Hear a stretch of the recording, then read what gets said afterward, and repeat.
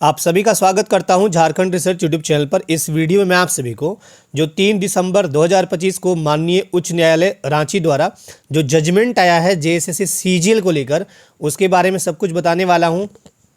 अब चूंकि पहले से फाइनल रिजल्ट पर रोक था, जो रोक हट गया है और अब ये केस डिस्पोज्ड हो चुका है।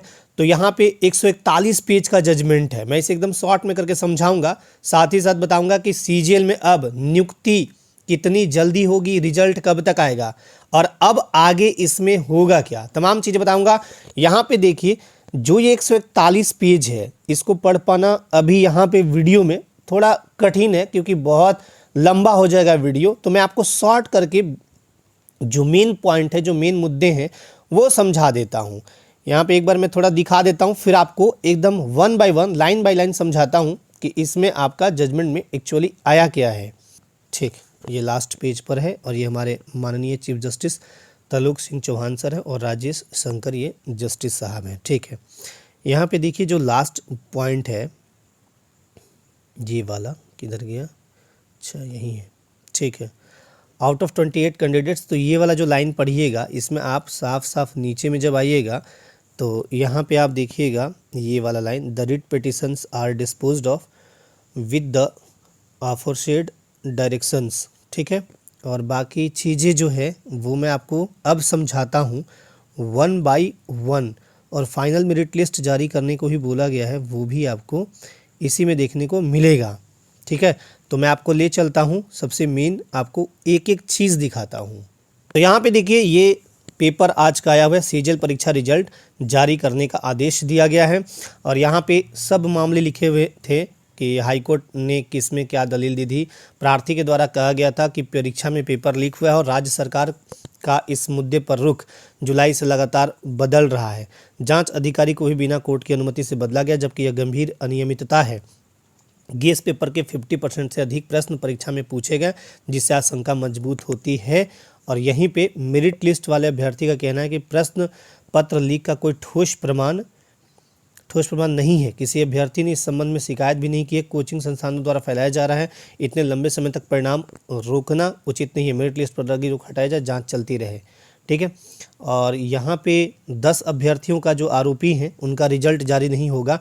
नेपाल 28 कैंडिडेट्स गए थे, जिसमें 10 सफल हुए थे। तो यहाँ कहा गया कि मामले की सुनवाई करते हुए हाईकोर्ट ने आदेश दिया कि जांच के दौरान जिन 10 अभ्यर्थियों को आरोपी बनाया गया, उनका रिजल्ट झारखंड कर्मचारी चयन आयोग द्वारा जारी नहीं करेगा। इसके अलावा जांच के दौरान यदि कोई अन्य अभ्यर्थी भी आरोपी बनाया जाता है तो उसका भी रिजल्ट प्रभावित होगा। अब यहाँ पे आपको एक एक चीज़ दिखाते हैं कि ये क्या क्या है। यहाँ पे देखिए, मैं मेन पॉइंट को उठाया हूँ और आपको समझाता हूँ। किसी विशेष, ये जजमेंट का कॉपी है और ये हिंदी में किया हुआ है। ठीक है, किसी विशेष जिले या केंद्र से सफल उम्मीदवारों की संख्या में कोई असामान्य वृद्धि नहीं हुई है। पहली तिथि फलाने को पूछे गए सामान्य अध्ययन पेपर, दूसरी तिथि इतना को पूछे गए सामान्य अध्ययन पेपर के बीच कट ऑफ न्यूनतम और अधिकतम की तुलना से पता चलता है कि दोनों तिथियों में कट ऑफ अंक समरूप है।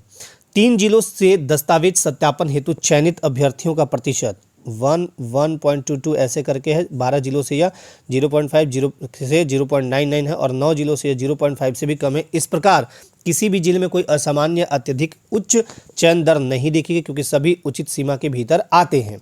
याचिकाकर्ताओं ने दावा किया है कि कुछ केंद्रों पर कुछ छात्र उन प्रश्नों के उत्तर रट रहे थे, बाद में उक्त परीक्षा में पूछे गए थे।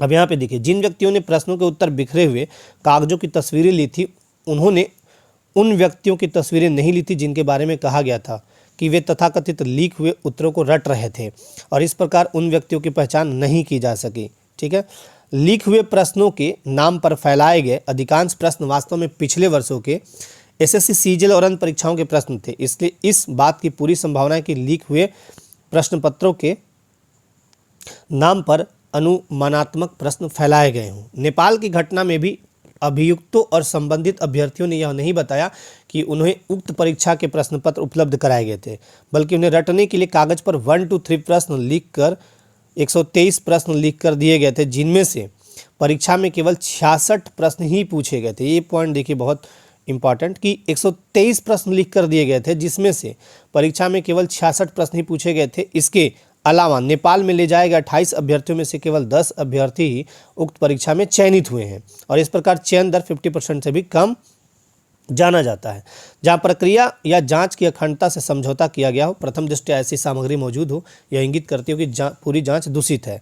इस मामले में हालांकि याचिकाकर्ताओं ने दावा किया है कि एसआईटी की जांच से समझौता किया गया, हालांकि वे पर्याप्त सामग्री रिकॉर्ड पर लाकर उक्त दावे को पुष्ट नहीं कर पाए हैं। याचिकाकर्ता यह साबित करने में विफल रहे हैं कि एसआईटी की जांच दूषित है और इस प्रकार हमें वर्तमान मामलों को सीबीआई को जांच के लिए भेजने का कोई कारण नहीं मिलता है। केवल इस आधार पर एसआईटी के गठन को कुछ अवसरों पर बदल दिया गया था। यह सुझाव देने के लिए पर्याप्त नहीं है कि एसआईटी द्वारा की जा रही जांच दोषपूर्ण है। याचिकाकर्ताओं के आरोप में से एक यह है कि जनता द्वारा प्रस्तुत किए गए भौतिक साक्ष्य को एसआईटी द्वारा नज़रअंदाज कर दिया गया। हालांकि यह रिकॉर्ड से स्पष्ट है कि जनता द्वारा प्रस्तुत साक्ष्यों पर एसआईटी द्वारा विधिवत विचार किया गया है। इसके अलावा कुछ सबूत झूठे पाए गए और बाकी की जाँच चल रही है। अब यहाँ पे देखिए, ये तो हो गया है। हाँ, उपयुक्त चर्चाओं के मद्देनज़र हम निम्नलिखित निर्देश पारित करना उचित समझते हैं। पहला देखिए, ध्यान से अब ये वाला देखिए। इस न्यायालय द्वारा ये जो PIL संख्या 5717/2024 में पारित दिनांक 17/12/2024 के आदेश द्वारा दी गई यथास्थिति को एतद द्वारा निरस्त किया जाता है। प्रतिवादी JSSC को उक्त परीक्षा का अंतिम परिणाम प्रकाशित करने का निर्देश दिया जाता है और राज्य और मतलब जाँच चल रही है ऐसे करके। अच्छा, उपयुक्त चर्चाओं के मद्देनजर हमने ये तो हो गया।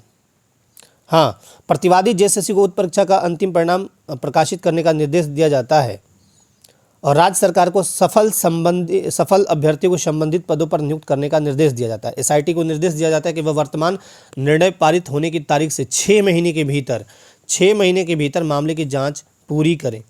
ठीक है, सरकार को सफल अभ्यर्थियों, ये तो हो गया था। अब ये 4 नंबर पढ़िए। जिन 28 अभ्यर्थियों को कथित तौर पर प्रश्न या उत्तर रटने के लिए नेपाल ले जाया गया था, उनमें से 10 को दस्तावेज सत्यापन के लिए बुलाया गया था और इसलिए उक्त 10 अभ्यर्थियों का अंतिम परिणाम एसआईटी की जांच पूरी होने तक स्थगित रखा जाएगा तथा उनका चयन झारखंड के अंतिम परिणाम के अधीन होगा।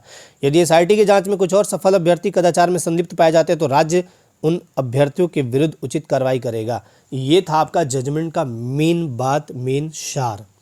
अब यहाँ पे देखिए, जो भी कैंडिडेट सीजीएल में अभी डॉक्यूमेंट वेरिफिकेशन करवा लिए थे, अब उनका बनाया जाएगा फाइनल मेरिट लिस्ट, क्योंकि डॉक्यूमेंट वेरिफिकेशन हो चुका है। मेरिट लिस्ट, और ये मेरिट लिस्ट इसी महीने माने कि दिसंबर में आपको मिल जाएगा। जो मेरिट लिस्ट है दिसंबर में अभी भी दिसंबर में ही आ जाएगा और आपकी नियुक्ति जनवरी में कर दी जाएगी। ठीक है, जो जेएसएससी के सफल कैंडिडेट हैं।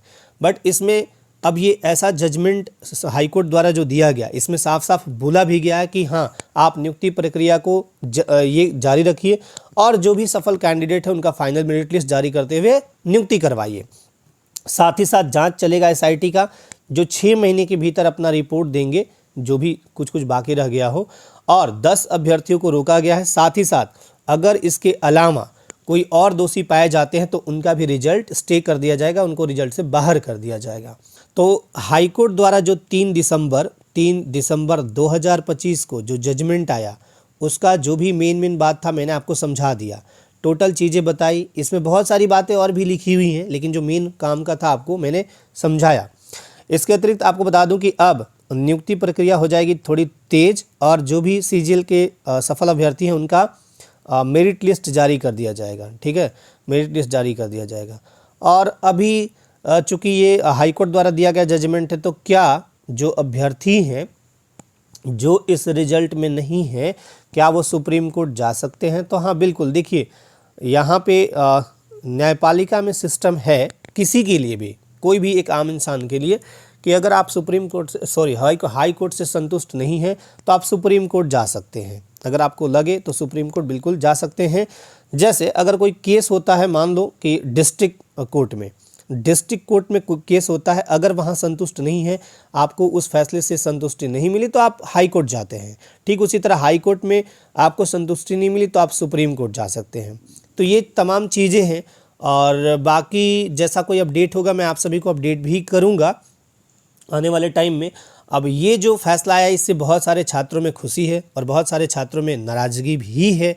और तैयारी करने वाले, कल मैं अपना जो एक 14वीं जेपीएससी को लेके अपडेट दिया, उस पर कमेंट भी पढ़ रहा था, तो बहुत सारे लोगों में अब निराशा भर गया है कुछ चीज़ों को लेके कि पता नहीं क्या होता है, झारखंड का भविष्य, इतने दिनों तक कोर्ट केस चलता है, नोटिफिकेशन आता है, लोग परेशान हो जाते हैं, और इतने दिन में अगर हम सेंट्रल में तैयारी करें तो हो जाता है।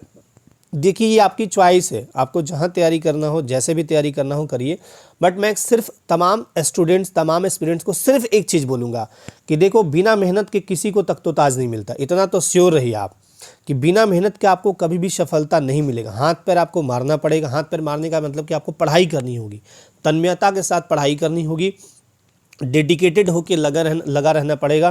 क्योंकि झारखंड में अगर आप जैसे जेपीएससी की तैयारी करते हैं तो जेपीएससी का क्या लगता है कि 2 महीने में आप पढ़ के पास हो जाएंगे? बिल्कुल नहीं, कभी नहीं हो पाएंगे। आपको ज़बरदस्त तरीके से, शानदार तरीके से पढ़ने ही होते हैं। ऐसा नहीं है, कोई भी व्यक्ति अगर आज के टाइम में सफल होता है तो उसके पीछे कहीं ना कहीं मेहनत ज़रूर रहता है। तो मेहनत कीजिए, आप आगे लगे रहिए। मुझे पता है कि अभी के टाइम में कुछ माहौल ऐसा हो गया है कि बहुत सारे लोगों में कुंठाएँ हैं, बहुत सारे लोग दुखी भी हैं, तो उन सब के साथ मेरी संवेदनाएं भी हैं। ऐसा नहीं है, आप बस ज़बरदस्त तरीके से पढ़ाई करिए। आपके हाथ में जो है वो कम्प्लीटली तरीके से करिए। आपके हाथ में पढ़ना है तो अच्छे से पढ़िए।